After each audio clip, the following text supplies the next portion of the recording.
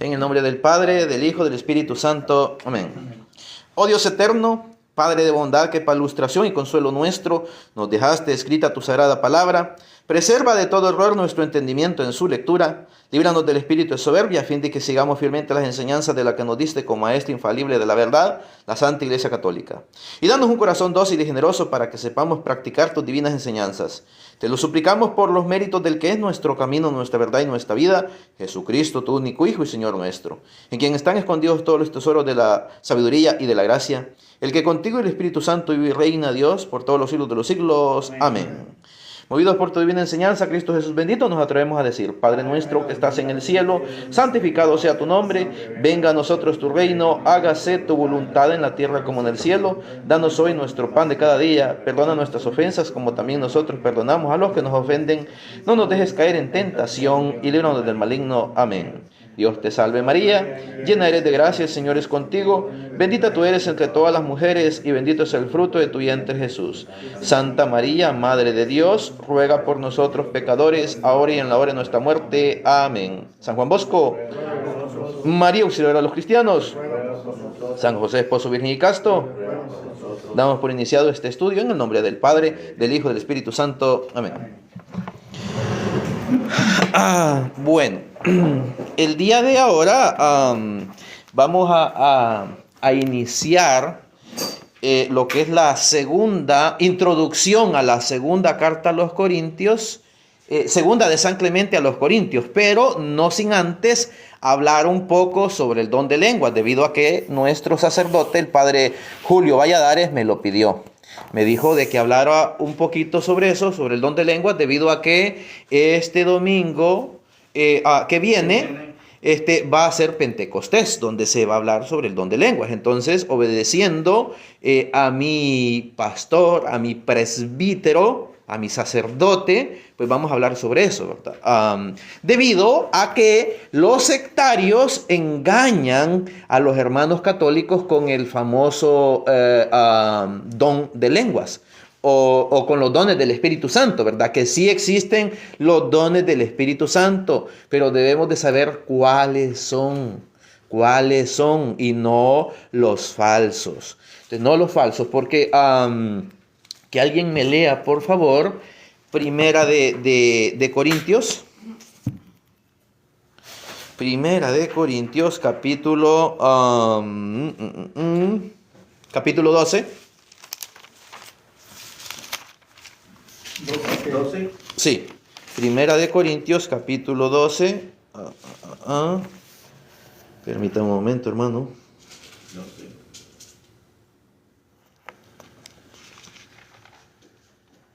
Pero voy a usar los lentes porque de plano que ya me está costando ver. ¿Los largavistas? Sí, los largavistas.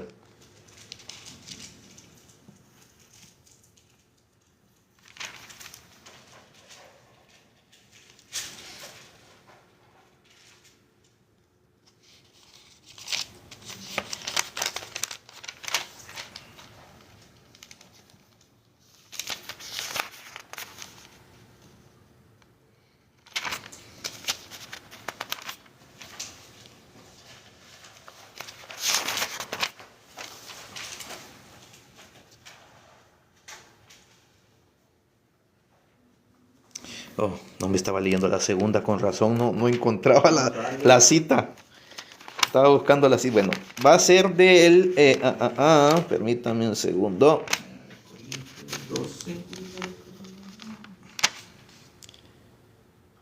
12. Okay. Del 7 al 10. Okay. Del 7 al 10. ¿Quién quiere leerlo? Amén. Ok. Adelante, hermano. ¿A usted si quiere que lo saque, verdad, hermano? Por mí puede sacarlo. Bueno, ok. A cada cual... ¿Del 7 al 10, dijo? Sí. Del 7 al 10. A cada cual se le obra todo en todos. Perdón, a cada cual se le otorga la manifestación del Espíritu para provecho común. Para provecho común. Vayan anotando esas palabras claves. Para provecho común. No para provecho mío. No para provecho de un grupito en sí. No, para provecho común. Es decir, para provecho de todos. Continúen. A uno se le pueden conceder por medio del Espíritu palabras de sabiduría. Palabras de sabiduría. Noten que es el primer don, el que está por encima de los demás. El que está por encima de todo, pues es el don del amor. Pues, pero en lo de edificación de la iglesia, el primero, pónganlo ahí, el primero, el don de sabiduría. Continúe, hermano. A otro, palabras de ciencia. Palabra de ciencia, eso si usted busca en otras versiones lo puede poner también como profundo conocimiento. Ese es palabra de ciencia o palabra de profundo conocimiento. O sea, el que sabe, una persona que sabe muchas cosas, ¿verdad? Entonces ese es el don de ciencia. Continúe. Según el mismo Espíritu. Según el mismo Espíritu. A otro, la fe. La fe, en tercer lugar. En el mismo Espíritu. A otro, carisma de curaciones. Carisma de curación. El carisma de curación, como por ejemplo el que tiene la hermana, que ella ha cuidado personas, como por ejemplo las mamás, Dios les da ese don de ese carisma de curación, que ve el niño que se cae, inmediatamente va a traer el mertiolato, alcohol, le limpia la herida, le lava con jabón, etcétera, etcétera, y lo cura. Entonces ese es el don de curación, como las enfermeras. Si una enfermera trae un don de curación, va a atender bien a sus clientes. Si no trae el don, lo está haciendo por el dinero, no lo está haciendo porque trae el don. ¿Será bondad también? ¿Mm? O bondad. Bondad es otra. Sí, el don de curación es aquella persona que está presta, está atenta a ir a ayudar a sanar a una persona, alguien que se lastimó, que se golpeó, etcétera, etcétera. Entonces es un don del Espíritu Santo. Continúe. O la persona que cuida ancianos y lo cuida y las trata bien. O sea, una persona que no golpea al anciano, le pega sus cocorrones porque está molestando, ¿verdad? Entonces ese no tiene el don. Entonces, no, aquella persona que cuida bien a un anciano, a un niño, ¿cómo? Lo trata con amor, exacto. Entonces, ¿por qué? El amor siempre va a estar involucrado en todos los dones, en todos. Entonces, continúe, hermano. En el único Espíritu, a otro, poder de hacer milagros. El poder de hacer milagros, el poder que Cristo le dio a los apóstoles en San Mateo capítulo 10, versículo 1. Jesucristo dice, he aquí que les he dado poder. ¿Poder para qué? Para hacer milagros, para curar toda clase de dolencias, para expulsar demonios, espíritus malignos. Entonces Cristo dio el poder, no a todos, a sus apóstoles. Continúa, hermano. A otro, don de profecía. Don de profecía. El don de profecía no es predecir el futuro, adivinarle quién va a llegar a su casa hoy. Ese no es el don de profecía, ese se le llama falsa profecía o también se le llama adivinación, que está condenada en la Biblia. Dios maldice a los adivinos. Nosotros no debemos andar queriendo hacerla de adivinos. Eso está prohibido en la Biblia. Entonces el don de profecía no es el don de adivinar. El don de profecía es el don de saber proclamar la palabra de Dios, de hablar en nombre de Dios, de anunciar la palabra de Dios y denunciar la injusticia. Vean los profetas, ¿qué hacían? Anunciaban la palabra de Dios y denunciaban injusticia, denunciaban el error, el engaño. ¿Qué es lo que hace el ministerio de apologética? Denunciar el error. Que a eso debían aspirar todos, al don de apologética, que es el don de profecía. Continúe, hermano. A otro, discernimiento de espíritu. Discernimiento de espíritu, o sea, saber reconocer si una persona trae el Espíritu de Dios o no trae el Espíritu de Dios. Interpretar. Continúe.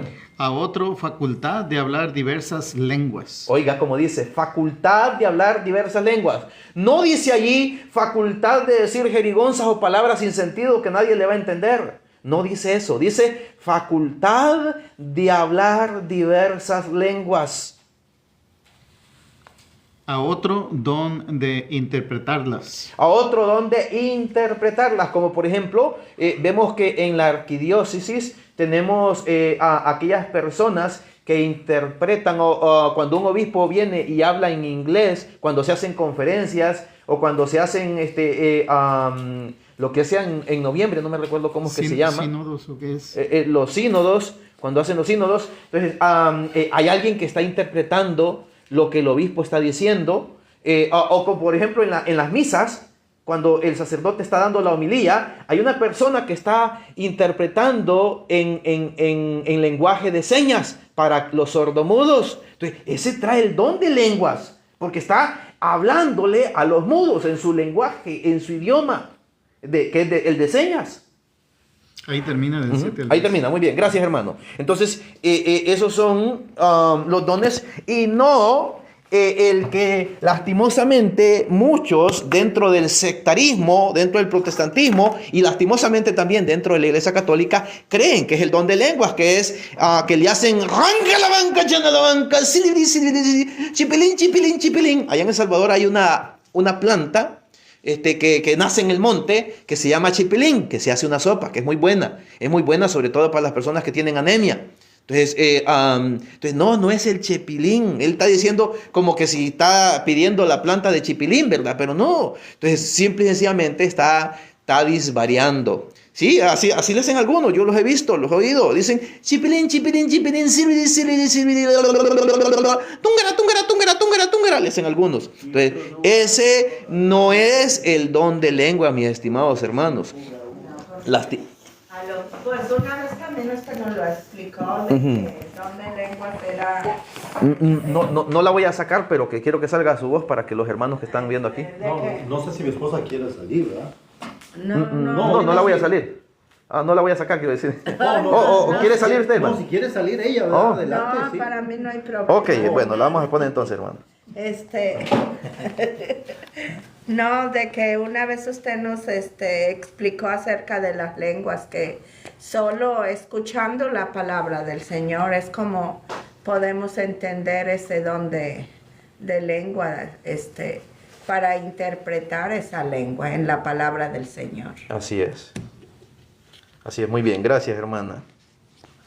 Sí me puede sacar los pero no diciendo el testimonio. Ok, está bien, hermano. No, si puedo salir, ¿verdad? Pero como te digo, no diciendo. Ok, está bien, hermano. Bueno, vamos a ver qué nos dicen los padres de la iglesia, los santos de la iglesia respecto al don de lenguas, para que no vaya a ser lo que el hermano Osmin dijo, no, que sea lo que la iglesia ha dicho en el transcurso de la iglesia, sobre todo en los principios de la cristiandad, ¿verdad? Y que sea entendida, como dicen, porque así como dice, si empiezan a decir barbaridad.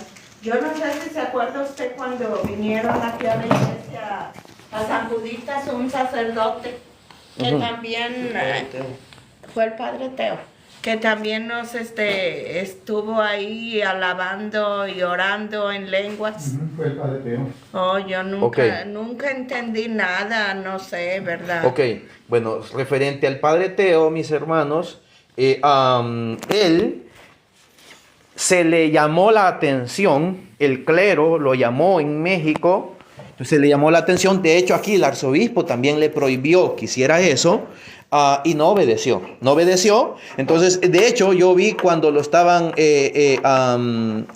prácticamente como reclamando o llamándole la atención el clero en México y le preguntaron, ¿cómo tú sabes que estás hablando de parte del Espíritu Santo y no de parte del diablo? No de parte del maligno, se lo dijeron. Y él dijo, no, es que yo solamente me dejo llevar por el Espíritu Santo y ahí que él diga lo que quiera decir. Pero al no entender tú y al no entender los que te están escuchando, ¿qué tal si es una blasfemia contra Cristo, contra la Eucaristía, contra la Santísima Virgen María? Y tú sin saber. Entonces, por eso, no te está permitido hablar en ese supuesto don de lenguas que dices tener. Le dijeron y él no hizo caso. Él desobedeció y de hecho pues ahora vemos pues lo que causó su desobediencia, que hoy ya no es sacerdote. Es más, está prohibido que se le llame sacerdote. Y hoy él anda en la New Age, hoy él anda haciendo sanaciones de enneagrama. Algo que la Iglesia Católica ha condenado en el documento del Papa San Juan Pablo II que se llama Jesucristo portador del agua de la vida. Les recomiendo que lo busquen en el internet y lo bajen de la página del Vaticano. Porque yo le llegué a comprar un libro a él y todo el libro, yo la mera verdad me asustó, todavía lo tengo, no sé si botarlo o no. Pero ese libro era de puro del diablo, hablaba todo con el diablo. O sea, de todo lo que decía era como el temor al diablo, de todo a todo, y como que no se me hizo muy... ¿Y él lo escribió ese libro? Sí, es de él. Es que él era exorcista. Exactamente, era algo que dice que para exorcizar el libro. Bueno, lastimosamente, Entonces, ¿qué le puedo hacer ya? ¿Votarlo? pues ya sería mejor votarlo porque precisamente pues él ya no es sacerdote, ya no es una persona a seguir o a tomar en cuenta. Como persona pues se le respeta, como persona, ¿verdad? Se le respeta. El que quiera seguir siendo amigo de él pues puede seguir siendo su amigo, pero en cuanto a enseñanza pues él ya no es quien para seguir su enseñanza, porque ya no es clero, fue reducido al estado laical. Muy bien. Nos dice Eusebio de Cesarea que los montanistas eran una secta cristiana apocalíptica que practicaban, según ellos, una espiritualidad y afirmaban que ellos eran perfectos. Para ellos, sus nuevas profecías eran la venida de la perfección. Ellos publicaron sus libros heréticos como si fuera la verdad de Dios, como hacen los sectarios. Como hacen los sectarios, publican sus libros y ese libro sí es palabra de Dios, pero no los libros de los santos, no los libros de los santos. Entonces fíjense qué engañadores y qué mentirosos son los sectarios, porque los libros de los hombres santos los rechazan, pero los libros del pastor Julano de tal, del pastor Cashiluna, del pastor Guillermo Maldonado, de Joel Austin, o de otra no sé cómo es que llama una tal Meyer, que es muy, que es el evangelista, esos libros sí los compran muchos, incluso hasta católicos. Entonces, y eso, pues no debemos hacerlo. Entonces, muy bien, continuando. Nos dice, ellos publicaron sus libros heréticos como si fuera la verdad de Dios, lo que distinguía a los montanistas, además de un conjunto limitado de nuevas y extrañas doctrinas, concerniente, por ejemplo, al ascetismo, el ayuno, la viudez y al martirio, era la manera en que ellos profetizaban o hablaban. Eusebio nos dice que qué extraña fue su manifestación a la luz de la iglesia contemporánea. Una de sus fuentes dijo, que es Historia Eclesiástica, libro 5, numeral 16, y numerales del 7 al 8, nos dice: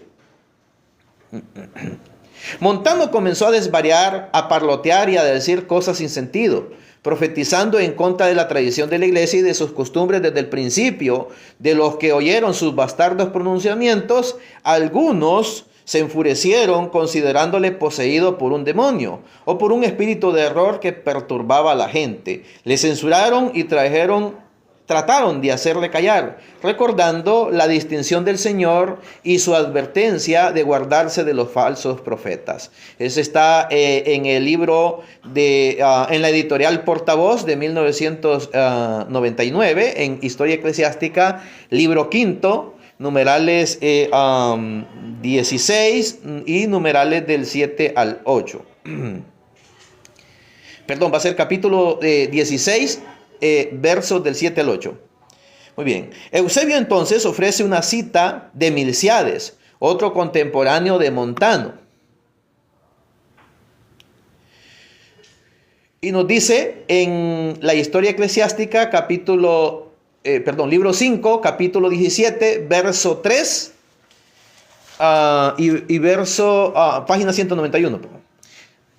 Nos dice: no pueden mostrar que un solo profeta, bien del Antiguo Testamento o bien del Nuevo Testamento, fuera inspirado de esta manera. Ni Ágabo, ni Judas, ni Silas, ni las hijas de Felipe, ni Amías de Filadelfia, ni Cuadrado, ni ninguno de los otros que no son de los suyos pudieron demostrar que alguno de ellos hiciera eso, que parloteara de esa manera. Nos dice la Historia Eclesiástica, libro 5, capítulo 17, verso 3. Y también el capítulo 16 de la historia eclesiástica dice: los contemporáneos de la época de Montano reportan que hacía falsas profecías. Nos dice Historia Eclesiástica, libro 5, capítulo 16, verso 4. Uno de los hombres del grupo herético era uno de los nombres que Montano le había puesto a este grupo era la nueva profecía. Como hoy las sectas sectarias, las pentecostales. Si usted ha visto, algunos de los pentecostales se hacen llamar la nueva profecía o la profecía de Sión. Así se hacen llamar, se ponen nombres igualito como Montano le ponía a esos grupos heréticos del siglo IV.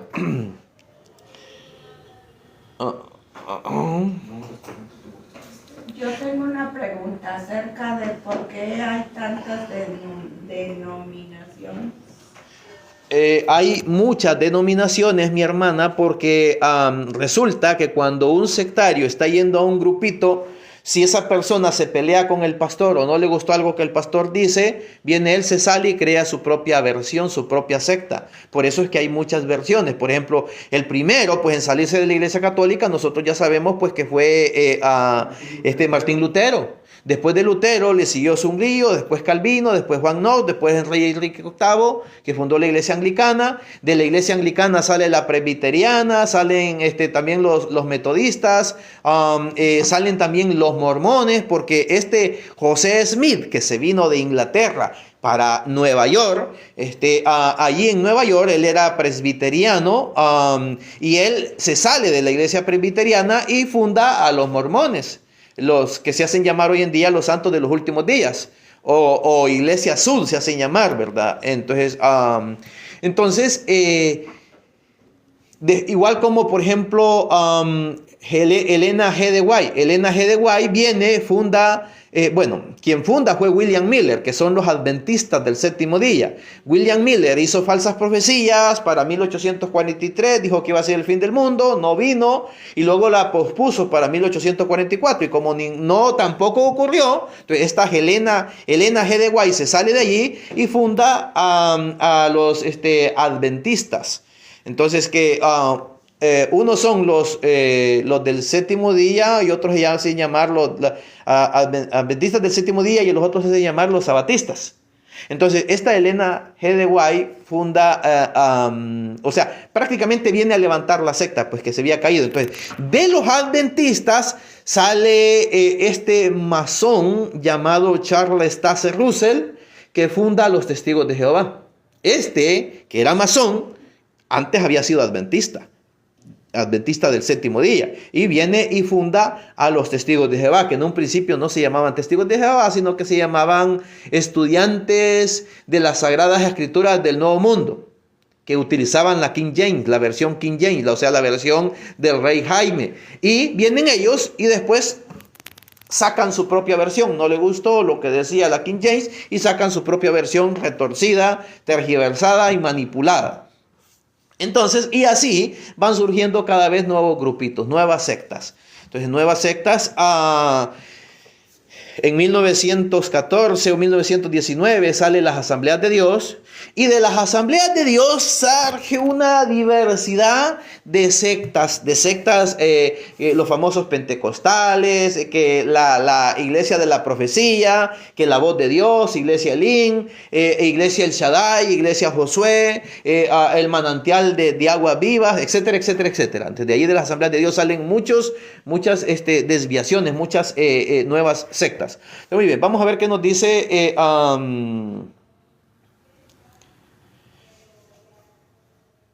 San Irineo de León.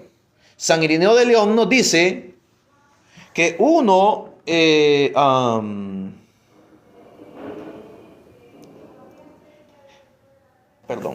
los nombres del grupo herético era la nueva profecía. Allí me quedé. Tertuliano fue influenciado por el montanismo, incluso, como veremos abajo, Tertuliano contra Marción en el libro 5, capítulo 8. Y San Irineo, antes que él, hace su famoso escrito contra los herejes, que es Adversus a Hereses, en el libro 5, numeral 6. Dice: las profecías montanistas eran eufóricas. Entonces, ¿qué es eufórico? Entonces, como por ejemplo muchos que le hacen, eso es eufórico, eso es eufórico. Alguien que lo hace como con mucho ánimo, que algunas personas se pueden motivar y dice, no, mira que el Espíritu Santo lo tomó. Entonces, no está, el Espíritu Santo no actúa de esa manera. El Espíritu Santo, si ustedes leen Gálatas capítulo 5, versículo 22, dice que es paz, mansedumbre, dominio de sí mismo, cosa que ellos carecen de eso. Muchas de estas personas no tienen el dominio de sí mismo. Si usted le pregunta, a ver, ¿qué dijo? No sé, es que el Espíritu Santo me tomó y no sé lo que dije. Entonces, no fue el Espíritu Santo que lo tomó, porque cuando una persona es iluminada por el Espíritu Santo, entonces esa persona está tiene control de sí mismo y sabe lo que está diciendo. Sabe lo que está diciendo. Pues bien, hay una historia, no sé si ya la sepan, ¿verdad? Ajá. Un señor, pero esto es como un chiste. Un señor que estaba en el grupo de la congregación, ¿verdad? ¿Sí lo saco? Bailando. Pero esto es un chiste, es como Ok, un chiste. bueno, no lo voy a sacar. No, sí, es como un chiste. No, sí, Ok. se lo puede sacar. Ok. Y estaba en la congregación bailando, ¿verdad? Y bien, y eufórico, como estabas diciendo ahorita de la palabra. Y llegó el padre y lo miró y dice, no, hombre, este cuate sí está lleno del Espíritu Santo, andaba y todo. Y le dice, ¿quién es la esposa de ese señor? Porque era de parejas. No, aquella. Y ya fue para allá, ¿verdad? El señor dice, oiga, ¿y de su esposo? Que a todo dar anda aquí, mire, qué entregado está Dios. Dice, no, hombre, no lo conoce, dice, en la casa es un diablo, dice, ¿te imaginas? Pero allá andaba ya él dándole y dándole. Pero llegando a la casa ya cambiaba. Y es como uno se deja engañar, ¿verdad? Más que nada. Lo que dices tú, andamos bien eufóricos en eso. Exacto, con la Pero euforia. no sabemos si verdaderamente, pues el Espíritu Santo no va a ser, ¿verdad? Claro. Si llegamos a pelear allá a la casa con la esposa, Claro, eso no es. pues ya automáticamente es el maligno. Muy cierto. Mande. Candil de la calle, oscuridad. Ándele. Porque Exacto. puede haber también que hasta cuando escuchamos la palabra de Dios, hay cosas que a veces puede ser que hasta nos moleste, ¿verdad? Porque como dice, híjole, como que me está tirando ahí, ¿verdad? Y puede ser molesto, pero yo pienso que yo lo tomo en la manera de que digo, es algo donde yo tengo que trabajar Claro. para siempre ser una mejor persona cada día, porque solo la gracia de Dios nos basta para seguir adelante. Muy cierto, hermana. Gracias, hermano. Muy bien, vamos a continuar. Dígame, hermano. Aquí tengo dice, el Espíritu Santo se manifiesta con obediencia plena. El avivamiento del Espíritu Santo no es un espectáculo emocional o físico, es un movimiento total del alma hacia Dios. El Espíritu Santo no se manifiesta causando desorden. Y luego está Primera de Reyes 19:12, que se manifiesta como una suave brisa. Exacto. Una suave brisa. Y cuando Jesús iba y sacaba a los espíritus impuros, que eran los que se andaban revolcando y todo, y dice, y el espíritu impuro salió dando un grito. O sea que esas gentes que dicen que tienen el Espíritu Santo y que andan haciendo, pues no es el Espíritu Santo, obviamente. Exacto. La Escritura está. Y efectivamente, hermano. Buena, Tony. Y de hecho, pues es el demonio el que hace muchas veces manifestar euforia en las personas. No es como, por ejemplo, usted ve ver los grupos de rock que muestran mucha euforia. Entonces, Me manifiesta, en otras palabras, desorden. Desorden. Y escándalo. ujú, Y eso es el contrario, el enemigo, chanclas. es cierto. Entonces, todo eso nota lo he sacado yo de videos de apologética, por ahora que hay en YouTube, ¿verdad? Mucho y son muy buenos porque si se basan en la Biblia, no es como dice que es porque yo digo, sino va a tratar parte y ahí dice. Y tiene mucha razón. Así es. Sí, a mí precisamente ayer un señor que era de otra congregación me empezó a hablar de la palabra del Señor. Y pero le decía yo a mi esposo, le digo, llegó con una desesperación al trabajo. Yo corto cabello y dice, qué bueno que no tiene a nadie, porque yo paciencia no tengo nada de paciencia. Le digo, acuérdese que la paciencia viene de Dios. Y pues la práctica hacia el maestro, y si no la practicamos, pues no va a llegar. Y ya después me empezó a hablar de Dios, y no sé a qué se debió que me dijo, dice, de que Dios es un castigador.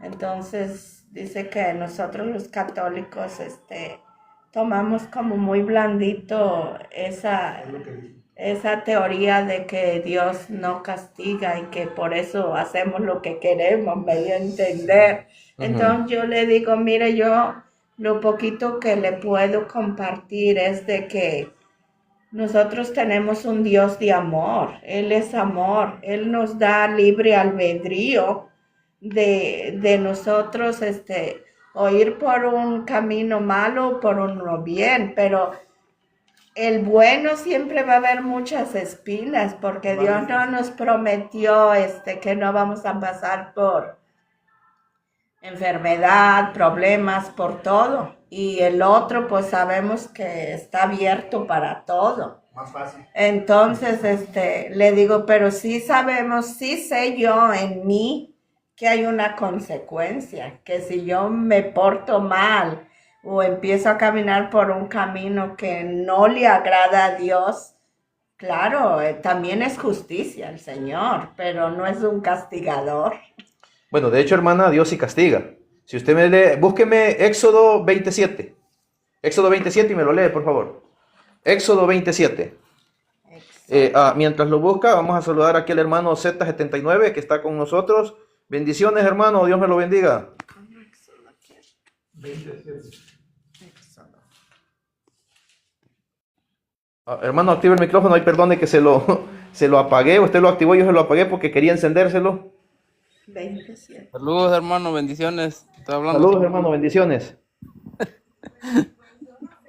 Okay. Éxodo 27. Sí, gracias por la invitación. De nada, hermano. ¿Quién lo quiere leer? ¿Usted? Ok. ¿Lo va a leer la hermana? Sí. Adelante, hermana. No tomarás en vano el nombre de Yahvé, tu Dios, porque Yahvé no dejará sin castigo a aquel que toma su nombre en vano. Ok. ¿Qué dice el texto? Dios no dejará sin castigo al que tome su nombre en vano. Por eso la iglesia dice que no pronunciarás el nombre del Señor tu Dios en vano, que es el segundo mandamiento de la ley de Dios. Entonces vemos pues que el decir que Dios no castiga, estamos yendo contra el segundo mandamiento de la ley de Dios. Búsqueme ahora Hebreos capítulo 12, versículos del 6 al 10. Hebreos capítulo 12, y el que me lo encuentre que me lo lea. Hebreos capítulo 12, versículos del 6 al 10. Hebreos, carta a los Hebreos. Otra cosa, el martes pasado leímos en el capítulo 56, parece que fue, 56, verso 16, que San Clemente decía de que Dios sí castiga como un padre amoroso. Dios no castiga porque es malo, porque es perverso. Así como un padre castiga a su hijo, y eso nos va a decir San Pablo en lo que es Hebreos 12, del 6 al 10. ¿Quién lo tiene? Ok. Adelante, hermano. Pues el Señor corrige a quien ama y azota a todos los hijos que reconoce. Es decir, sufrís para corrección vuestra. Sufrís para corrección vuestra. Pues Dios os trata como a hijos. ¿Cómo seis acaso algún hijo a quien su padre no corrija? Y al revés, si se os ahorra la corrección, que a todos toca, señal de que sois bastardos y no hijos. Además, teníamos a nuestros padres terrestres que nos corregían y les respetábamos. ¿No nos someteremos mejor al Padre de los Espíritus para vivir? Eso que ellos no corregían según sus luces y para poco tiempo, mas Él lo hace para provecho nuestro y para hacernos partícipes de su santidad. Gracias, hermano. Entonces vemos pues que nos está diciendo ahí la Sagrada Palabra de Dios en Hebreos 12, del 6 al 10, que Dios sí castiga, así como un padre castiga o corrige a su hijo. Y dice, aquel que no quiera aceptar el castigo o la corrección de Dios, sería un bastardo y no un hijo. Es decir, sería un hijo ilegítimo y no un hijo legítimo. O sea, un hijo descarriado, en pocas palabras, pues un hijo allí abandonado, ¿verdad? Entonces, eso es lo que está queriendo decir. Aquel que no quiera aceptar el castigo, la corrección de Dios. O sea, Dios nos castiga, no porque sea malo, porque nos ama. De hecho, San Agustín, San Ambrosio, el Papa Benedicto XVI, incluso el Papa Francisco dice que Dios sí castiga, porque no quiere que vayamos a parar al infierno. Si Dios nos castiga es precisamente porque nos ama y lo hace para que no vayamos a parar al infierno. Entonces, cuando Dios nos castiga, nos borra el pecado, nos borra la culpa. Entonces, Es lo que te iba a preguntar, ¿de Ujú. qué forma nos castiga? como por ejemplo, Yo pensaba eso, ¿cómo Dios va a castigar, verdad, mandándonos al infierno? Obviamente, si se porta uno mal aquí en el mundo, pues las consecuencias ya vieron lo que va a hacer. Pero yo creo que la palabra de Dios dice, Dios es amor. Dios es amor. Pero hay que seguir el camino al Señor. Exacto, y ¿verdad? precisamente porque Dios es amor, ¿qué le hizo a Adán y Eva? Sí, pero por desobediencia. En castigo le dijo Los expulsó. al hombre que le dijo, trabajarás la tierra con el sudor de tu frente y en lugar de producirte fruto te producirá cardos y espinos. A la mujer le dijo, en castigo tendrás tus hijos con dolor. Entonces, también la Biblia, si usted lee 2 de Pedro, capítulo 2, dice que Dios no tuvo reparo en castigar a los ángeles caídos, condenándolos al infierno y a cavernas tenebrosas. Entonces, también dice que castigó a los de Egipto, mandándole las 10 plagas, castigó a los de Sodoma y Gomorra, mandándoles azufre del cielo, etcétera, etcétera. Entonces vemos, Dios sí castiga, pero no lo hace como de repente alguien que tiene un mal corazón, ¿verdad? Que quiere nomás por castigar, ¿verdad? No, Dios lo hace por amor precisamente porque no quiere que nos condenemos, por eso nos castiga. Muy bien, vamos a continuar, nos desviamos un poquito, estamos hablando sobre el don de lenguas. ¿Dónde me había quedado? Ok, dice, las profecías montanistas eran eufóricas y entraban en trance, balbuceaban salvajemente, pero en un lenguaje medio conocido, o sea, algunas palabras lograban conocerse, otras no. Y después de despertar, o sea, caían como desmayados, ¿verdad? Como lastimosamente sucede hoy en muchos grupos. Y después de despertarse, supuestamente la persona no recordaba lo que había dicho. Rogers debía haber calificado cuidadosamente o incluso abandonado la idea de que la única clara declaración sobre la manifestación de lenguas se encuentra en la descripción de Eusebio de la actividad de Montano. San Irineo nos dice, uno de los llamados padres apostólicos del siglo II escribe, por esta razón el apóstol declara, hablemos la sabiduría entre los que son perfectos, llamando perfecto a los que han recibido el Espíritu de Dios y quienes por el Espíritu de Dios hablan en todos los idiomas. No dice en balbuceando, dice en todos los idiomas, tal como él usaba a sí mismo hablar.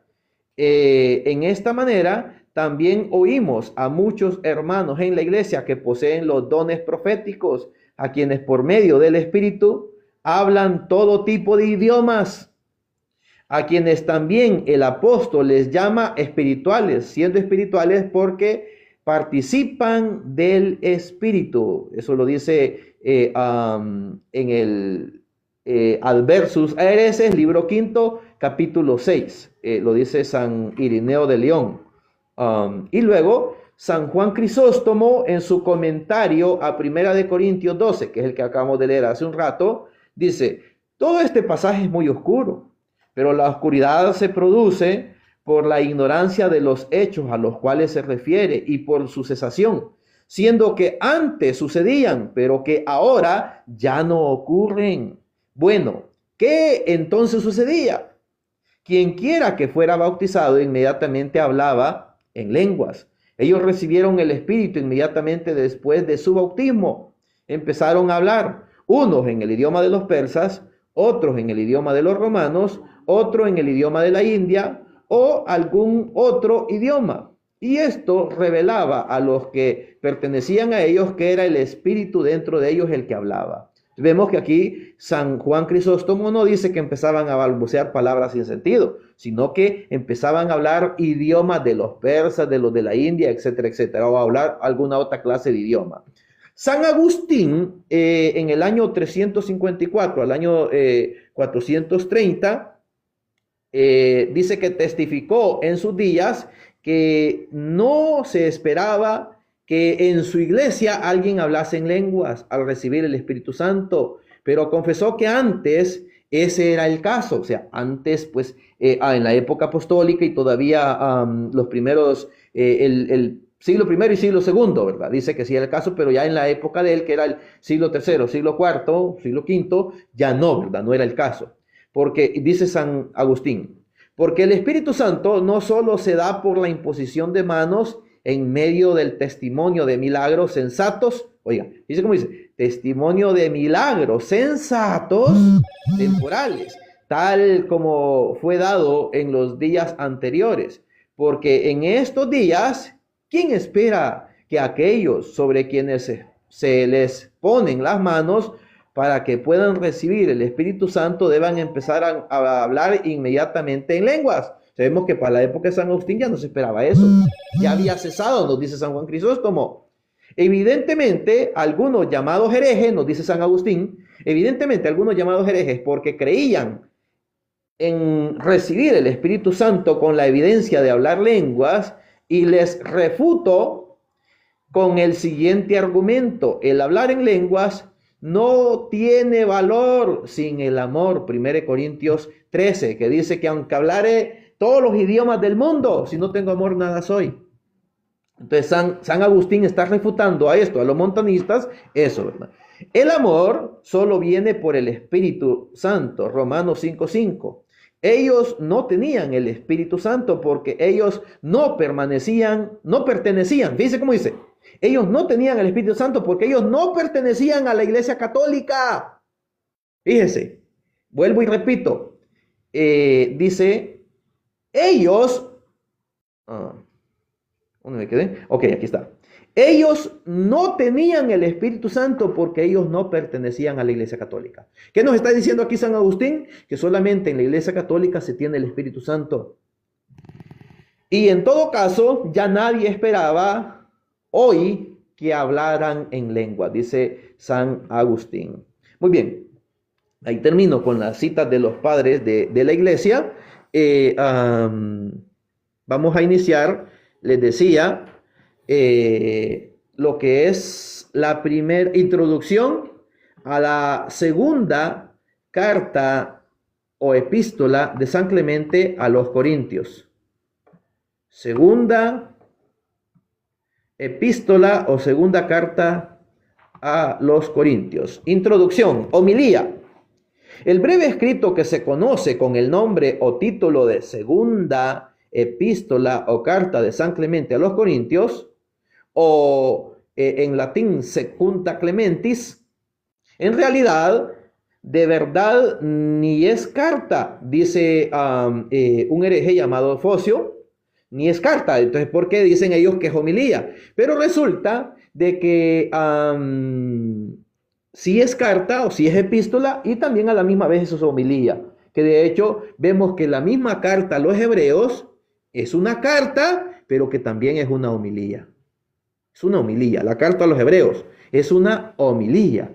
Entonces, igual que también las epístolas de San Pedro, las cartas de San Pedro, son cartas y son epístolas. Entonces, pero un hereje llamado Focio, que de hecho ese estuvo en el año 1000 y fracción, que era fue obispo de Constantinopla. Pero ¿por qué digo que es hereje? Precisamente porque fue ordenado dudosamente. En 6 días lo ordenaron sin haber estudiado, sin haber pasado por un seminario. En 6 días lo ordenaron sacerdote y obispo a la vez. En 6 días.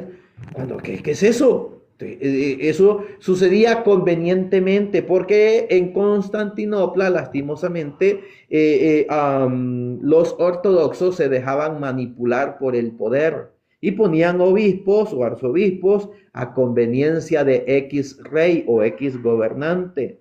Entonces, Focio pues fue ordenado de esta manera y pues obviamente como no tenía un estudio, ¿cómo decirle? Un estudio elevado, pues decía incongruencias, decía tonterías, ¿verdad? Entonces él decía pues que no era carta porque él la consideraba una homilía, pero resulta que carta o homilía, pues dentro de la iglesia se consideró lo mismo, ¿verdad? Una carta puede ser una homilía, como una homilía puede también ser una carta. De hecho, así evangelizaban los santos en aquel entonces desde la distancia. Como por ejemplo, hoy se hacen homilías por el YouTube, por el TikTok o por el Facebook.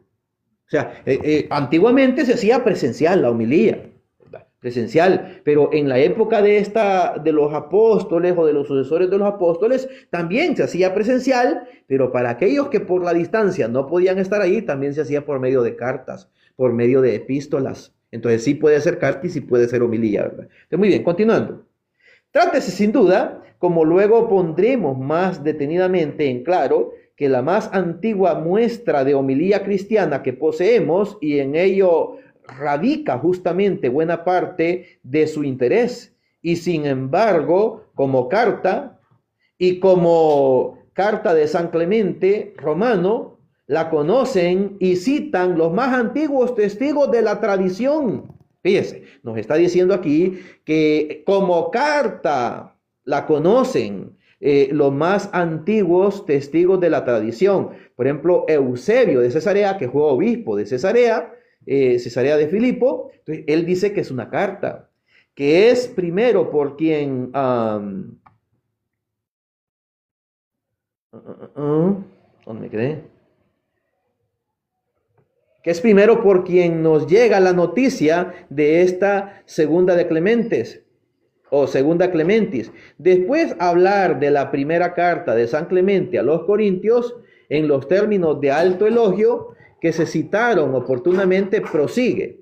Es de saber, dice el obispo Eusebio Cesarea, es de saber que se dice haber una segunda carta de Clemente, que no sabemos sea tan conocida como la primera. O sea, la primera dice que fue más conocida y la segunda no fue tan conocida, pero que sí hay, dice, es de saber que hay una segunda de San Clemente a los Corintios. Está bien, hermano, Dios me los bendiga. Buenas noches. Gracias. Muy bien. Rufino, pues, Rufino es mencionado en lo que es en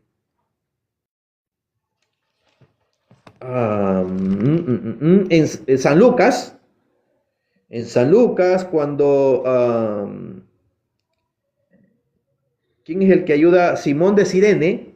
Simón de Cirene ayuda a cargar la cruz a Jesucristo. Entonces, Simón de Cirene tuvo 2 hijos, uno Rufino o Rufo, y el otro parece que era Alejandro. La vez pasada yo lo estuve explicando, a ver, déjenme ver si lo encuentro, que de hecho es mencionado también por San Pablo. A ver, permítanme un momento, vamos a ponerme los lentes.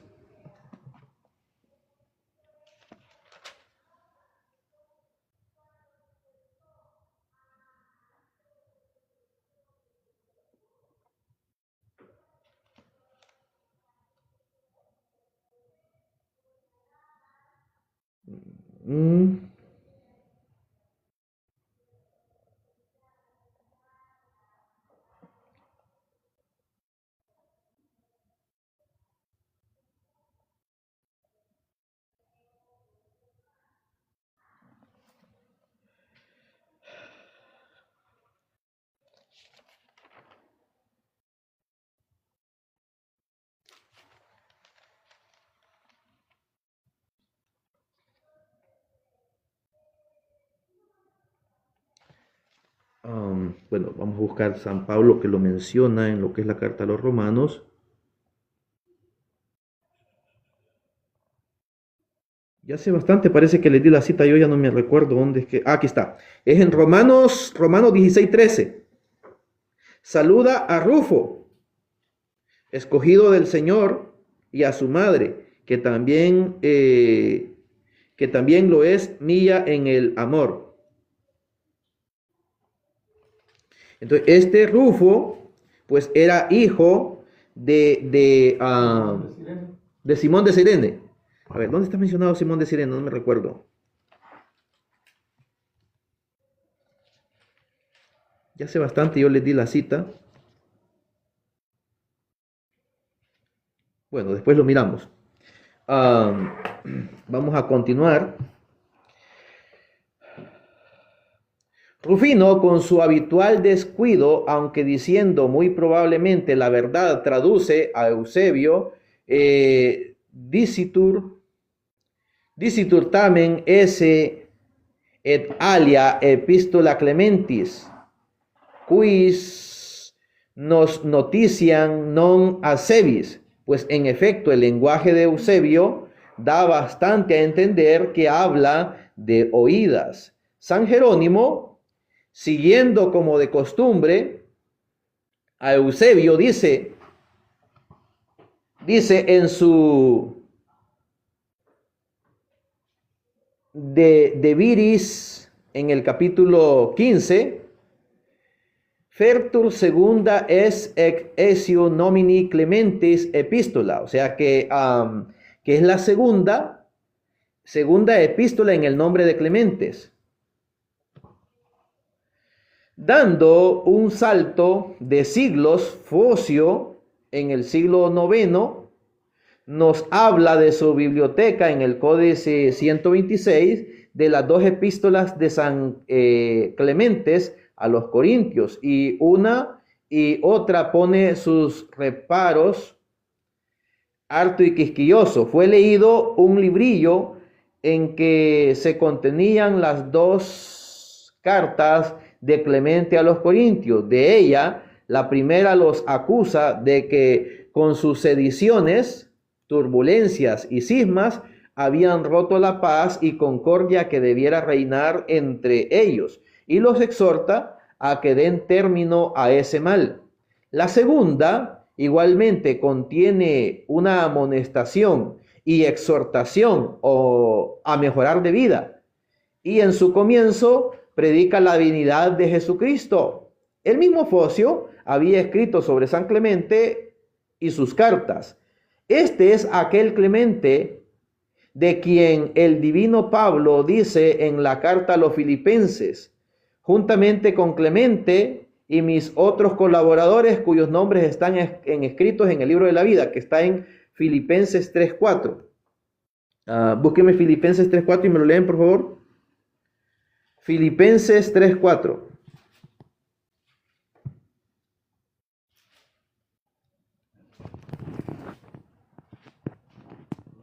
¿Quién lo tiene? Ok, adelante, hermano Polo. Porque hablando de méritos humanos, yo también tendría uno que sentirme seguro. Si alguno cree que puede confiar en tales cosas. A ver. Filipenses, ¿qué le dije, hermano? 3:4. Oh, no va a ser, ahí va a ser a ver, permítame, ahorita lo busco yo en mi versión. Esa es la cita que me apareció a mí en el libro, pero yo la vez pasada les di la cita, va a ser, ahorita les digo, parece que va a ser 4:2. A ver, déjenme, voy a chequear. Sí, va a ser 4:3, va a ser 4:3. Y a ti creyendo, y a ti querido Cícigo, verdadero compañero, te pido que las ayudes. No olvides que ellas lucharon conmigo por el Evangelio, lo mismo que Clemente y los demás colaboradores míos, cuyos nombres están escritos en el libro de la vida. Muy bien. Gracias, hermano. Hasta ahí está bien. Entonces vemos, aquí les pongo yo para que vean pues que no fue error mío dar esa cita, sino que aquí está en el documento. Dice Filipenses 3:4 y es 4:3, ¿verdad? O 4. 4:3. Sí, es 4:3. Es 4:3. Aquí lo pusieron al revés. ¿Dónde está? ¿Dónde está? Aquí está. Lo pusieron 3:4 y por eso yo esa cita, pero es 4:3. Es al revés. Muy bien. Continuando. Este escribió también una carta digna de consideración a los corintios, que fue tan favorable y acogida por muchos que se la leyó públicamente. El extenso diálogo de Pedro Apión, que se pone bajo su nombre, Biblioteca Código 112. Otro testigo tardío es Nicéforo. Dice, siguiendo a Eusebio, corre también suya, o sea, de Clemente, otra carta muy inferior a la primera, de la que dice el mismo Eusebio que no la conocieron algunos. La segunda de Clementis se nos ha transmitido en 2 códices, que es el Codex Alejandrinos, que solo contiene hasta el capítulo 12, versículo 5, y el Códice de Hierosalimenatus, Hierosoliminatus, que es el código griego 54 de la Biblioteca Patriarcal de Jerusalén. El mismo, bueno, es el Codex de Jerusalén, pero aquí tiene escrito, yo creo que en latín, Hierosoliminatus.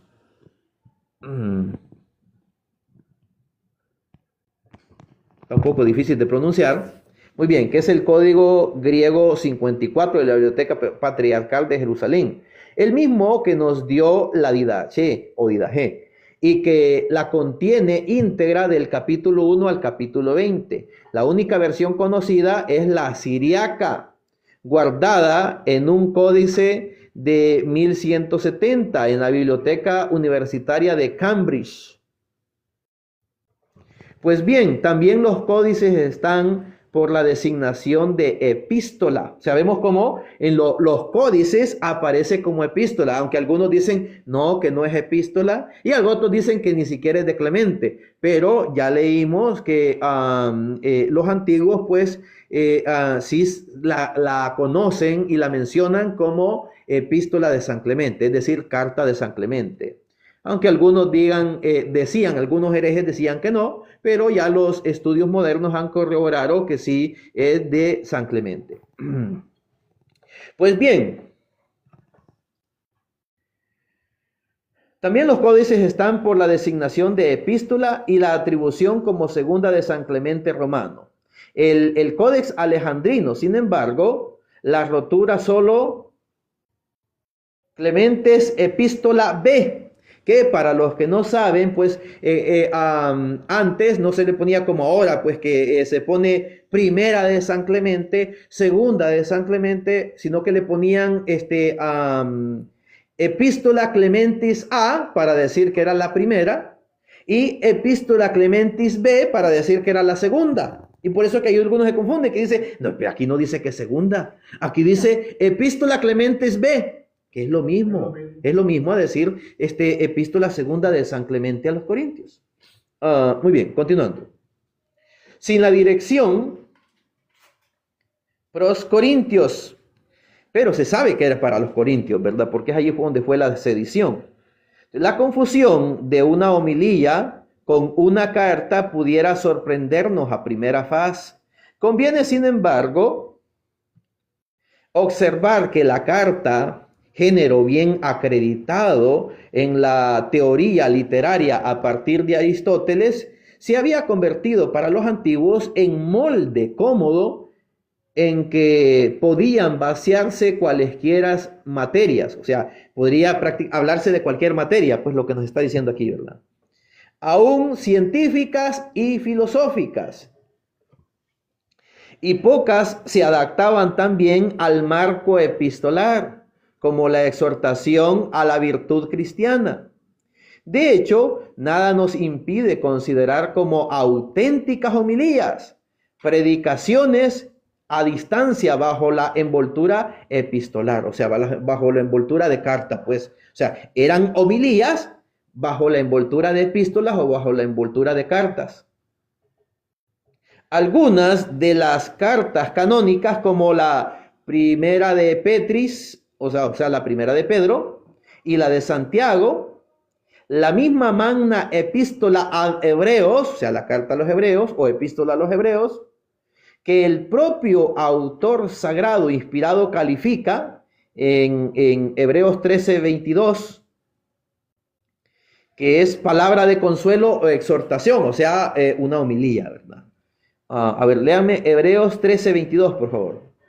Hebreos capítulo 13, versículo 22. Hebreos 13:22.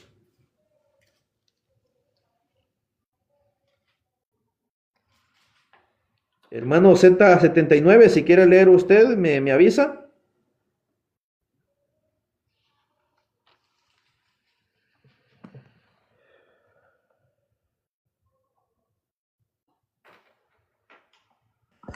Sí, Hebreos 13:22.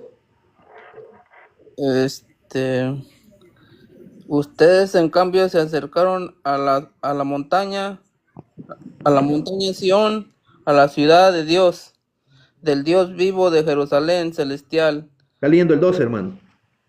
No, es el 22, aquí me dice que es 22. 13. Ajá. Sí, capítulo 13, hermano. Usted está leyendo el capítulo 13. 13, ¿qué me dijo? 13:22. Ok. Les ruego, hermanos, que soporten esta palabra de exhortación, porque les escribí brevemente. Sepan que nuestro hermano Timoteo fue liberado. Si viene pronto, iremos. Hasta ahí está bien, hermano. Hasta ahí está bien. Entonces vemos cómo la versión que yo tengo, mis hermanos, está más exacto como San Clemente lo está diciendo, que nos está diciendo aquí que es palabra de consuelo o exhortación. Entonces, a ver, déjenme lo pongo para que lo vean en mi versión. Gracias, hermano Z79. ¿Dónde está? Ok, aquí está. Ahora, hermanos, os ruego que llevéis bien todo lo dicho para exhortaros y consolarlos, que eso es lo que nos está diciendo San Pablo, ¿verdad? Que esta es una carta para exhortar y consolar, aunque os he escrito brevemente, dice. O sea, fíjese, está esta llamada carta y dice que ha escrito brevemente, pero resulta que tiene 13 capítulos. O sea, no es tan breve. No es tan breve, y por eso es que algunos dicen, no, pues es que no, no es carta porque tiene muchos capítulos, pero resulta que sí es carta, igual como la carta a los Hebreos, pues que estamos viendo aquí, que es una carta, pero resulta que es grande, tiene 13 capítulos, y a pesar de que tiene 13 capítulos, San Pablo dice que ha escrito brevemente. Entonces vemos pues que sí puede ser homilía y carta a la vez. Carta a la vez, que nos está diciendo aquí el escrito ¿verdad? Que es una carta y una homilía. Muy bien, gracias mi estimado hermano Z79.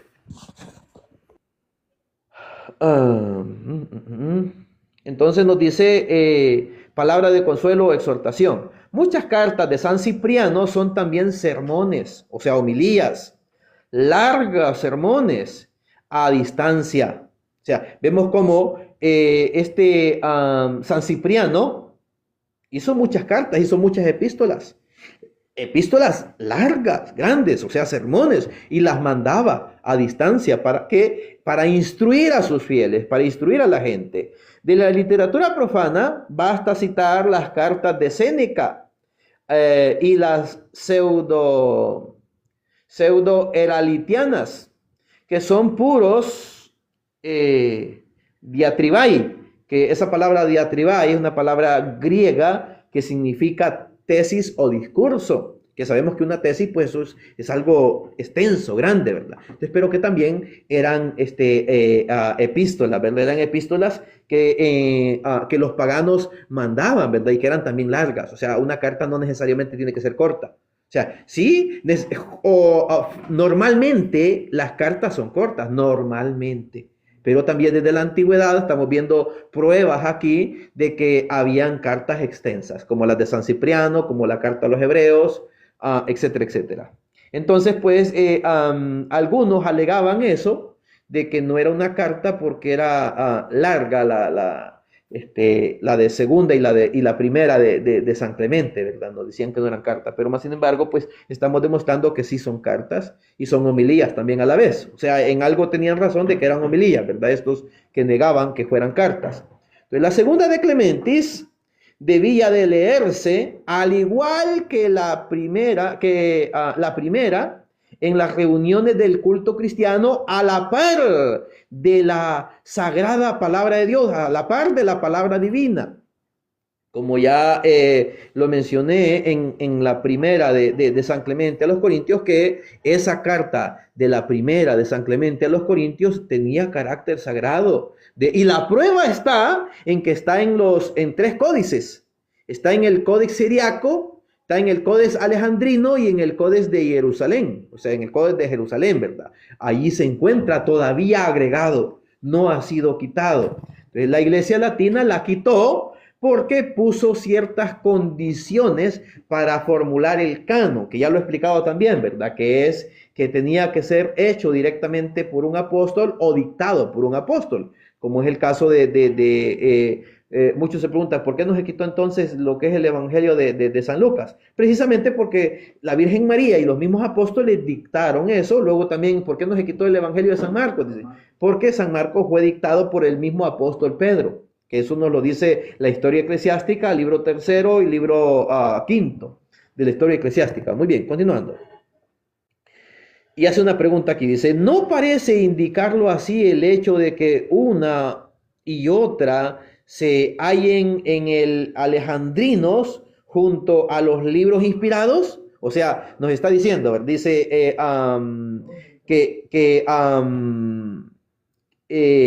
vuelvo y leo, dice, la segunda de Clementis debía leerse al igual que la primera, o sea, con el mismo carácter sagrado, pues está diciendo, ¿verdad? En las reuniones del culto cristiano, a la par de la palabra divina. Y luego hace la pregunta y dice, ¿no parece indicarlo así el hecho de que una y otra carta se hallen en el Códex Alejandrino junto a los libros sagrados? O sea, eso da a indicar de que sí, ¿verdad? Que sí era considerada como sagrado por los primeros cristianos. En este caso, la confusión de géneros era naturalísima y no podía chocar al sentimiento antiguo si una homilía propiamente dicha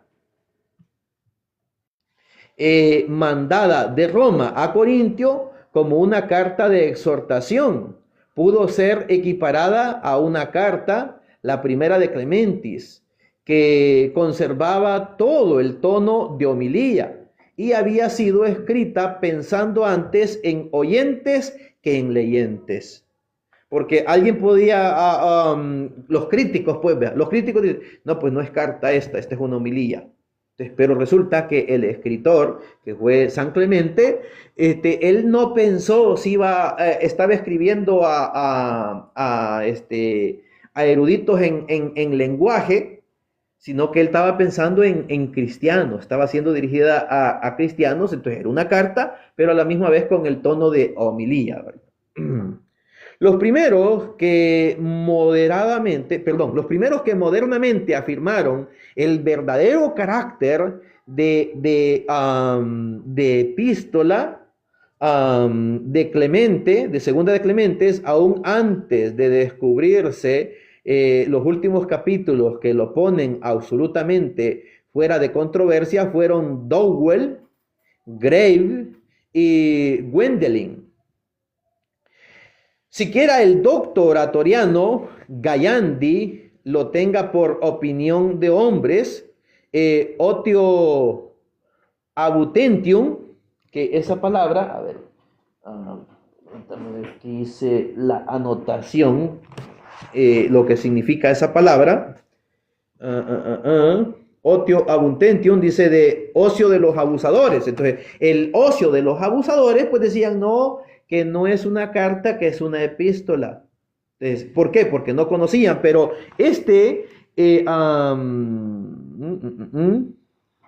Gayandi, para los que no saben, fue especializado en patrística griega, fue doctor en oratoriano y fue sacerdote de Venecia. Entonces, él dice que aquellos de ocio,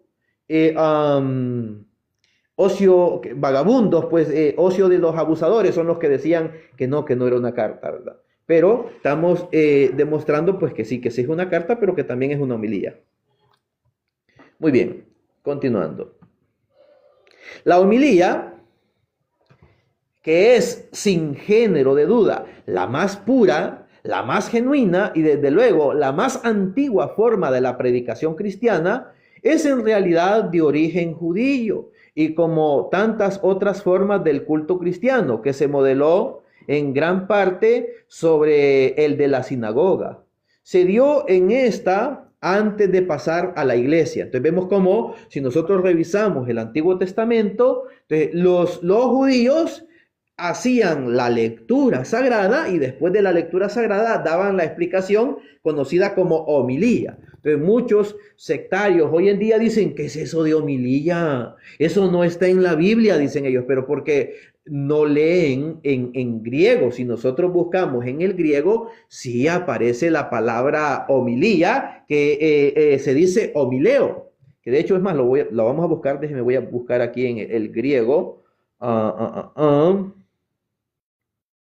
Permítame un momento. Ok, vamos a buscar San Lucas 24:14. San Lucas 24:14.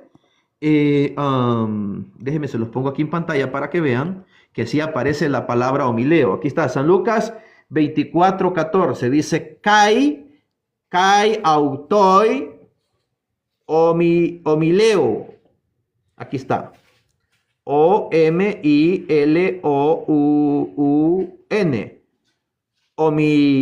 OMILOUN. Homilium dice aquí, ¿verdad? Entonces esta O pasa como I. Homilium, que de hecho es más, vamos a ponerle aquí vamos a buscar en el diccionario. Aquí está, a ver. Dice homilos, que es homilía o explicación. Entonces ahí está. Y también podemos encontrar el término homileo en Hechos 20:11. Vamos a buscar aquí Hechos 20:11. Permítanme un segundo. ¿Dónde está? Aquí.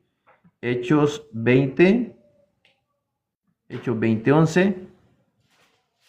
Hechos. Ok, aquí está Hechos, capítulo 20. Capítulo 20, versículo 11. Ok, aquí va a estar. Vamos a ampliarlo. Hechos 20:11. Ok, aquí está. Que aquí dice homilías. Perdón, homilizas dice aquí. Homilizas, que es lo mismo de homilía. Entonces, a ver, alguien que me lea Hechos 20:11 y San Lucas 24:14. ¿Quién tiene? ¿Usted qué tiene, hermano? 20:11. 20:11, ok, adelante. Subió de nuevo, partió el pan y comió. Oiga, aquí está, San Pablo está haciendo una misa. Subió de nuevo, partió el pan. Ese partir el pan es la misa. Vemos que dentro de la misa cabe la homilía. Continúe. Luego siguió conversando con ellos. Aquí lo traducen como conversando, pero resulta que es homilía. Si ustedes buscan en el griego original, ya lo mostré allí, que muestra la palabra homileo o homilesas, entonces que es homilía. O sea, San Pablo, después de hacer la Eucaristía, o sea, después de hacer la fracción del pan, hizo la homilía. hasta el amanecer de su fe. Hasta el amanecer. Muy bien, ahora 24:14. 24:14. Yo creo que ahí lo va a traducir como conversando con ellos. Ajá. Y conversaban Ajá. Oiga, y entre conversaban. sí sobre todo lo que había pasado. Y conversaban entre sí sobre todo lo que había pasado. Pero resulta, pues, que no era una conversación. Bueno, sí, iban conversando, pues, pero en esa conversación Jesucristo les iba explicando la Escritura. Entonces, esa es una homilía. Una homilía es explicar la Escritura. O sea, después de que se leen, vemos cómo la Iglesia Católica conserva lo que se hacía desde los orígenes. Pero los ignorantes dicen, no, pues es que no, en la Biblia no aparece la palabra homilía, porque la leen en español, la leen ya traducida, pero en el idioma original sí aparece la palabra homilía, que ya lo hemos mostrado aquí, ¿verdad? Muy bien, vamos a continuar. Entonces la homilía, que es sin género de duda la más pura, la más genuina y desde luego la más antigua forma de predicación cristiana, que ya veíamos que nace de la sinagoga, los judíos lo hacían.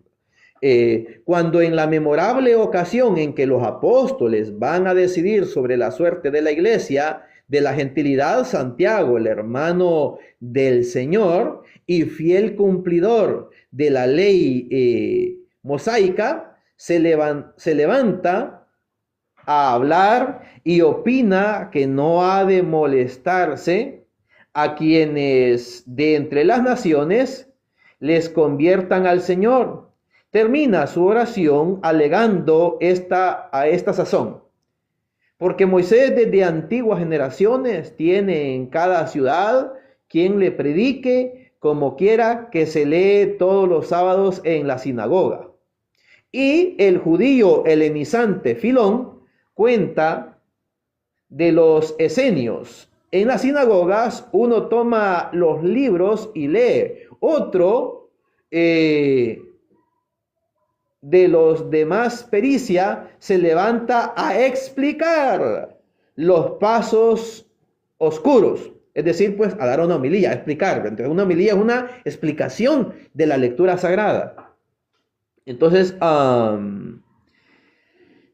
el Evangelio mismo nos relata una impresionante escena pintada con el arte único de San Lucas, tan sobrio y vivo, en el que vemos cómo Jesús de Nazaret entra, según su costumbre, a la sinagoga y se levanta a leer. Se le pone en las manos el rollo del profeta Isaías, lo desenrolla. Muchos, los sectarios, yo he escuchado que dicen ellos, no, que le entregaron un libro. No, aquí está diciendo que fue un rollo. Y luego en las versiones ustedes ven, dice que lo desenrolló. Un libro no se desenrolla, ¿ya? Obvio. Aquí dice, se le entregó el rollo y lo desenrolló, que es esta era la versión de la Septuaginta, que de hecho los judíos hasta la fecha de hoy no tienen un libro, ellos tienen un rollo, un pergamino, exacto, un pergamino, y lo van desenrollando. Entonces lo que le entregaron a Jesús fue un pergamino que los expertos dicen que fue el pergamino de la Septuaginta. El pergamino de la Septuaginta, ¿verdad? Porque antes esos pergaminos estaban separados por profetas. Entonces los 70 lo que hicieron es, de todo ese montón de pergaminos que estaban en hebreo, hicieron un solo pergamino y lo tradujeron todo, y por eso que ese era un pergamino grueso, ¿verdad? Antes eran pergaminos chiquititos, lo desenrollaban y pues nomás estaba lo de cierto profeta. Entonces, en cambio, ya en ese pergamino más grueso y más pesado, pues que era custodiado por un ministro, es decir, por un sacerdote, pues ya la iglesia lo quiso todo eso pues hacer ya en libros, y por eso es que la iglesia le pone el término biblios, es decir, Biblia, ¿verdad? Entonces por eso podemos decir nosotros que antes la Biblia no existía. Antes no existía. Lo que existía era el Antiguo Testamento, conocido como la Escritura, así se le llamaba, la Escritura, o también era conocido como la Septuaginta. Y que de hecho eso es lo que Jesucristo y los apóstoles estudiaron y leyeron, ¿verdad? El Espíritu del Señor, ¿dónde me quedé? Puso, según su costumbre, en la sinagoga entró Jesús, se levanta y lee, y se le pone en las manos el rollo del profeta Isaías, que lo desenrolla solemnemente a la vista de todos y lee puesto en pie. El Espíritu del Señor está sobre mí, por lo cual me ha ungido para dar la noticia buena a los pobres. Me ha enviado para pregonar a los cautivos la liberación y a los ciegos la recuperación de la vista, para despachar a los triturados en libertad y para anunciar el año acepto al Señor. Que lo vamos a encontrar nosotros eso en San Lucas, capítulo 4, versículos del 15 al 22. Jesús, ante las atónitas miradas de todos, pliega o enrolla el pergamino, lo devuelve al ministro y empieza así su homilía. Hoy se ha cumplido esta escritura en vuestros mismos oídos. Un estremecimiento de viva sorpresa debió de sobrecoger al auditorio, mas el Señor prosiguió su homilía comentando que todos estaban colgados de las palabras de gracia que fluían de su boca. Vamos a leer San Lucas capítulo 4 versículos del 15 al 22. San Lucas capítulo 4 versículos del 15 al 22. El que lo encuentre me dice gloria a Dios y me lo lee, por favor.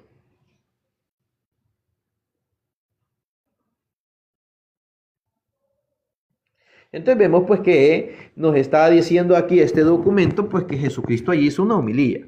Déjenme, se lo vamos a poner aquí para que lo vean. Aquí está, ¿ve? Jesús, ante las atónitas miradas de todos, pliega el rollo, lo devuelve al ministro y empieza así su homilía. Ok. Adelante, hermano. Capítulo 4, versículo 15. Enseñaba en las sinagogas de los judíos y todos lo alababan. Llegó a Nazaret, donde se había criado, y el sábado fue a la sinagoga, como era su costumbre. Se puso de pie para hacer la lectura. Y le pasaron el libro del profeta Isaías. Jesús desenrolló el libro y encontró el pasaje donde estaba escrito: El Espíritu del Señor está sobre mí.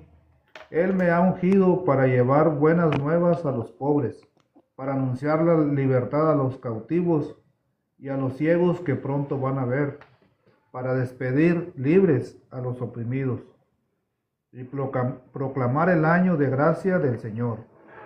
Jesús entonces enrolló el libro, lo devolvió al ayudante y se sentó, mientras todos los presentes tenían los ojos fijos en él, y empezó a decirles: Hoy les llegan noticias de cómo se cumplen estas palabras proféticas. Todos lo aprobaban y se quedaban maravillados, mientras esta proclamación de la gracia de Dios salía de sus labios, y decían: pensar que es el hijo de José. Gracias, hermano. Entonces vemos pues la gente se maravillaba, ¿verdad? Pero no así los sacerdotes judíos, ¿verdad? Los sacerdotes judíos pues obviamente estaban como molestos, precisamente porque la gente estaba maravillada que hablaba con autoridad, ¿verdad? No como los escribas y fariseos. Entonces a ellos, a los judíos prácticamente como que les entraba un celo, les entraba como envidia, pues. Que de hecho, si nosotros ya leemos el capítulo 19 del Evangelio de San Juan, no lo vamos a leer, pero si ustedes lo leen en su casa despacio, van a ver cómo el mismo Pilato, que era pagano, dice que se dio cuenta que se lo estaban entregando por envidia. La envidia es tremenda, mis hermanos. La envidia corroe el alma, la corrompe. Y por la envidia, nos dice Sabiduría 2:24, por la envidia del diablo entró la muerte al mundo. Por la envidia es más, déjenme lo busco y se los pongo. A ver, Sabiduría 2:24, o me lo busca cualquiera de ustedes y me lo lee. Sabiduría.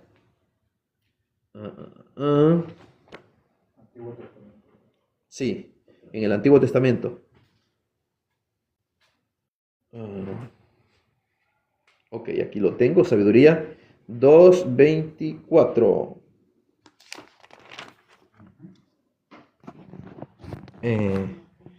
Déjenme lo muestro aquí para que vean que ya lo tengo aquí. Ok, aquí está, sabiduría 2:24, pero el que lo quiera leer. Ok, la hermana, ya se me olvidó, la hermana Marilu lo quiere leer. Ok, adelante, hermana Marilu. La envidia del diablo introdujo la muerte en el mundo y la experimentan los que toman su partido. Gracias, hermano.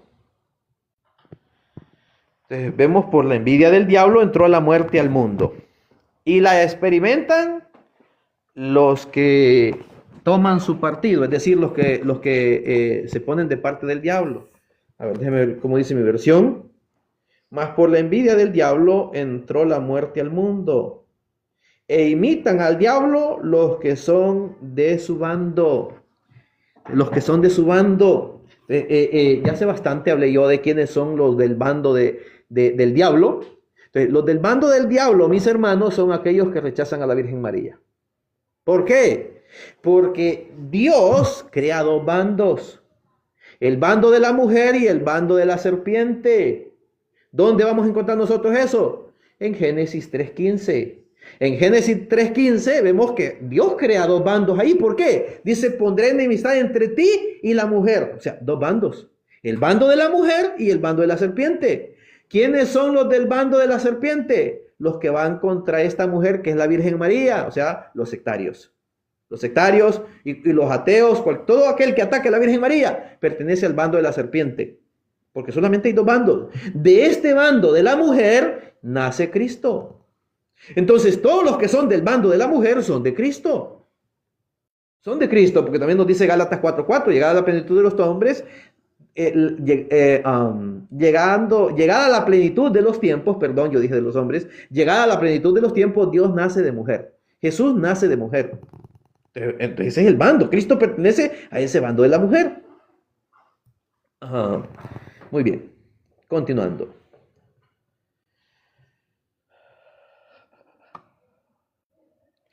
No podía darse consagración más alta a este humilde género de predicación que hoy desdeñan los oradores sagrados y que por culpa de estos mismos oradores ya no siente en su divina sencillez el pueblo cristiano.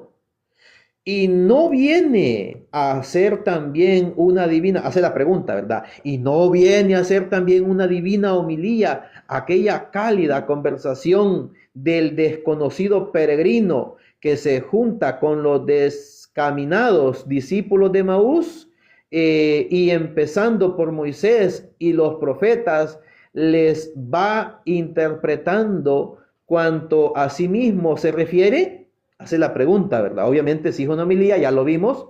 Los ingenuos discípulos, abiertos ya sus ojos, resumirán así, de vuelta de su descamino, el efecto de la palabra homilética del Señor. ¿No es cierto que nuestro corazón se abrazaba dentro de nosotros cuando nos hablaba en el camino y nos explicaba las Escrituras? San Lucas capítulo 4, versículo 25 y versículo 33. ¿Quién me lo quiere leer? Los de Maús. Sí, los discípulos de Maús. San Lucas capítulo 4, versículo 25 y versículo 33. El que lo encuentre diga gloria a Dios, o si usted lo quiere leer, hermano Z79. 4:22. Sí.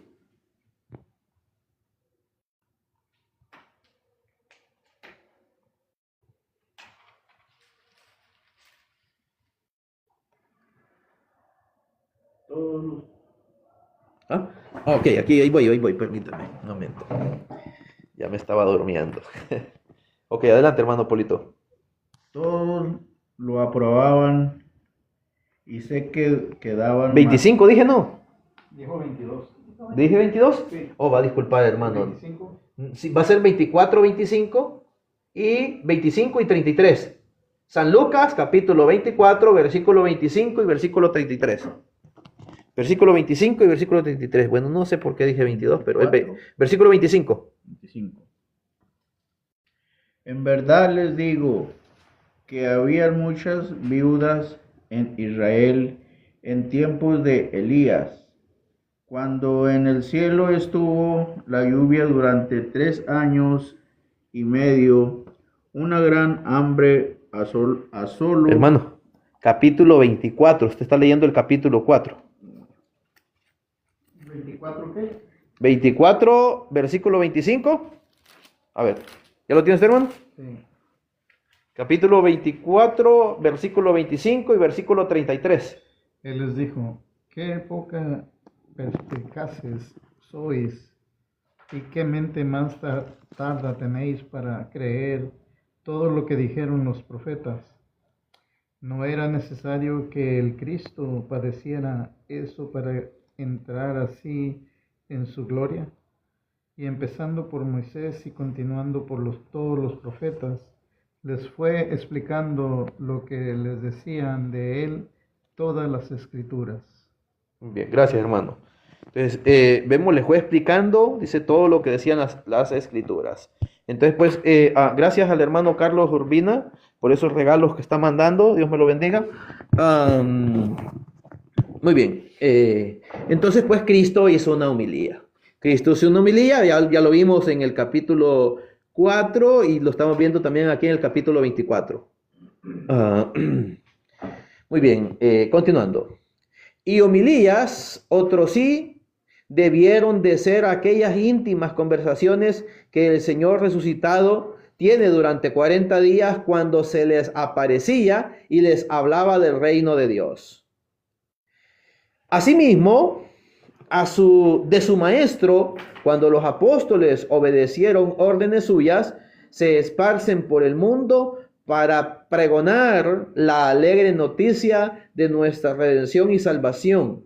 No se suben a una tribuna en cualquiera de las grandes ciudades del mundo griego romano, en que las muchedumbres se dejan fascinar por la magia de las palabras de rhétores, o sea, de retóricos, sino que en tono familiar e íntimo, pero con fuerza y unción divina del Espíritu Santo, hablan y conversan con aquellos a quienes el Señor escoge y predestina para oír su palabra y recibir mediante ella la gracia y la fe y el impulso primero hacia ella.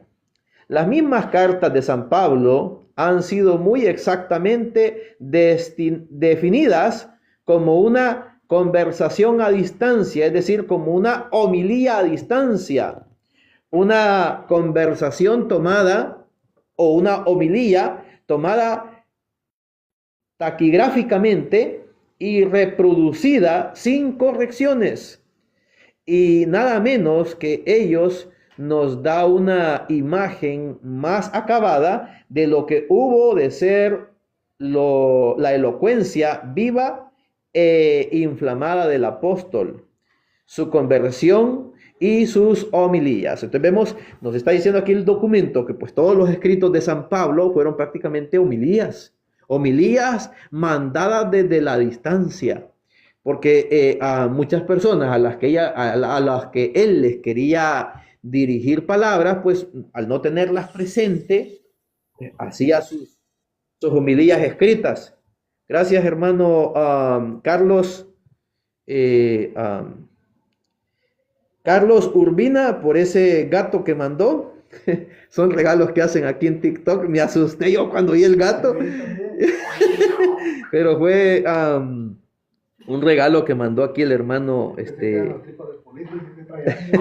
el hermano Carlos Urbina. Hermano Carlos Urbina, lo invité a subir, si quiere subir, para que nos diga de dónde es y de dónde nos ve. Pero bueno, si no quiere subir, no hay ningún problema. Puede escribir ahí en los comentarios. Muy bien. Conversación. ¿Por qué homilía? Tiempo es ya de decirlo, tanto vale como conversación y por un proceso semántico fácil de comprender vino a significar la instrucción o explicación dirigida a la comunidad cristiana. O sea, vemos pues que una homilía es una instrucción, una explicación, como lo que Cristo hizo con sus discípulos, y dice que ellos pues obedecieron a su maestro, y por eso es que la iglesia sigue dando homilías. Por eso es que la iglesia sigue dando homilías, que hoy el término homilía para muchos a lo mejor ya está desfasado, o a lo mejor muchos dicen no se encuentra en la Biblia, pero resulta que al buscarle, al utilizar la semántica, al utilizar la exégesis, al utilizar el léxico, nos damos cuenta que sí se encuentra la palabra homilía en la Biblia. El mismo proceso que se observa en la palabra latina sermo, traducción de homilía, vemos como en latín, por eso es que muchos dicen, vamos a escuchar el sermón. La palabra sermón viene del latín sermo, que es traducido del griego de homilía o homileas.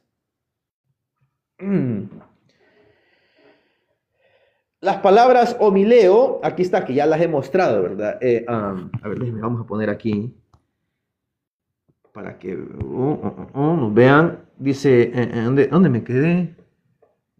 Ok, aquí está. La palabra latina sermo es traducción y